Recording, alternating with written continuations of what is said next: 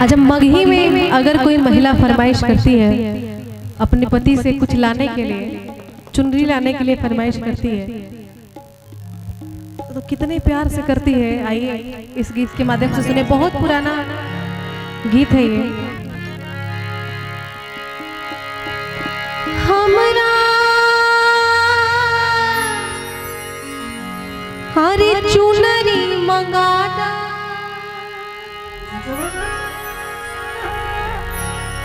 हमरा चुनरी मंगादा, कही थी कहिया से बालम, सुनई था कहिया से बालम,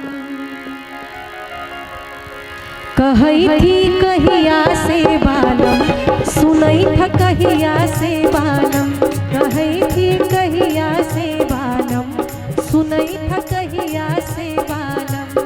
हमरा चुनरी मंगादा, हमरा चुनरी मंगादा, कही थी कहिया से बालम, सुनई था कहिया से बालम, कही थी कहिया से बालम, सुनई था कहिया से बालम।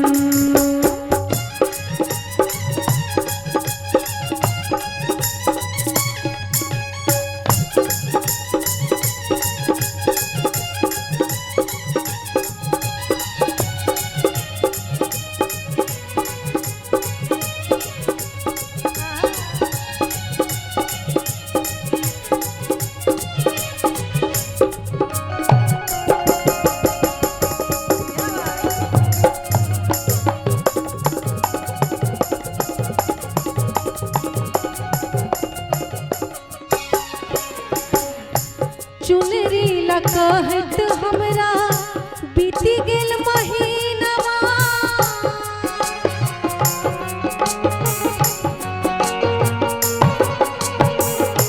चुनरी ला कहत हमरा बीती गेल महीनवा, सावन में कहला हल बीती गेल असीनवा, सावन में कहला हल बीत गेल असीनवा, कहा कि कहाँ गेली,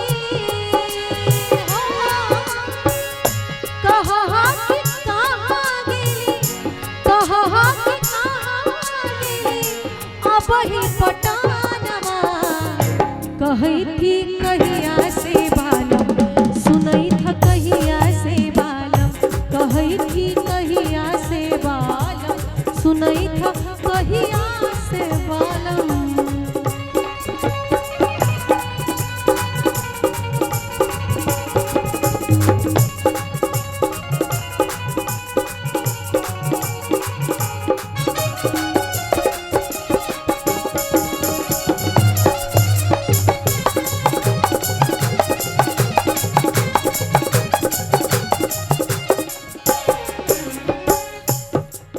औरत फरमाइश करती है और पति कहता है कि ठीक है ला देंगे, अभी थोड़ा सा दिक्कत चल रहा है। क्या समझाता है? जानत ही अधानी तोहरी हमहु दरा दिया,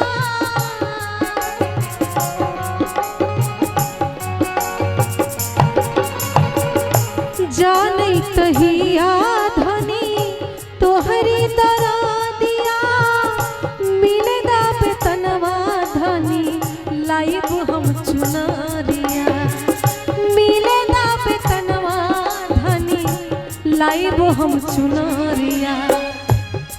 कहता है कि जाने थे धनी तोहर दरदिया, मिलेगा बेतनवा तब लाइब चुनरिया।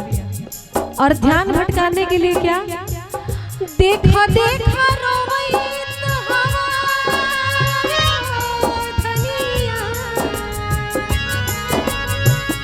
देखा देखा रोवैत हवा, देखा देखा रोवैत हवा, तोहरो ललानवा, कही थी कहिया से बालम, सुनई था कहिया से बालम, कही थी कहिया से बालम, सुनई था कहिया से बालम हमरा चुनरी मगादा हमरा चुनरी मगादा कहई थी कहिया से बालम सुनई था कहिया से बालम कहई थी कहिया से बालम सुनई था कहिया से बालम ए कहई थी कहिया से बालम सुनई था कहिया से बालम कहई थी कहिया से बालम सुनई था कहिया से बालम कहई थी सुनई थी कहई थी हाँ सुनई थी कहई थी कहिया से बालम सुनई थी कहिया से बालम कहई थी कहिया से बालम सुनई थी कहिया से अरे बालम। हेलो